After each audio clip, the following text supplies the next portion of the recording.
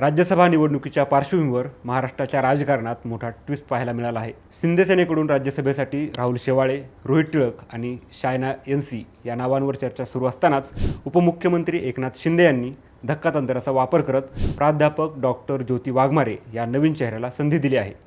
शिवसेनेनं राज्यसभेवर संधी दिलेल्या डॉक्टर ज्योती वाघमारे नेमक्या कोण आहेत सांगतो, पण त्या अगोदर थोडक्यातला फॉलो करा। सोलापूरमधील आंबेडकरी चळवळीतील आक्रमक चेहरा म्हणून ज्योती वाघमारे यांची ओळख आहे। निवेदिका आणि प्रभावी वक्त्या म्हणून ज्योती वाघमारे यांना सोलापूरमध्ये ओळखलं जातं। त्यांची मातृभाषा तेलुगू असून त्यांनी इंग्रजी भाषेत PhD केलेली आहे। मराठी भाषेवरही त्यांचं जबरदस्त प्रभुत्व आहे।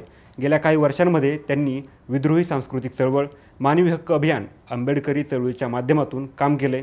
ज्योती वाघमारे यांचे वडील नागनाथ वाघमारे हे दलित पॅंथरचे मोठे कार्यकर्ते होते। ज्योती वाघमारे यांनी 2014 साली सोलापूर महिला काँग्रेस शहराध्यक्ष म्हणूनही काम पाहिले। त्यानंतर काही काळ त्या राजकारणात सक्रिय नव्हत्या। अलीकडच्या काळात एकनाथ शिंदे यांच्या शिवसेनेतून राजकारणात त्या पुन्हा सक्रिय झाल्या। शिवसेनेच्या प्रवक्त्या म्हणून त्यांनी पक्षाची बाजू आक्रमकपणे मांडली आहे। त्यानंतर धाराशिव जिल्हा संपर्क प्रमुख ही अतिरिक्त जबाबदारी त्यांच्याकडे सोपवण्यात आली होती।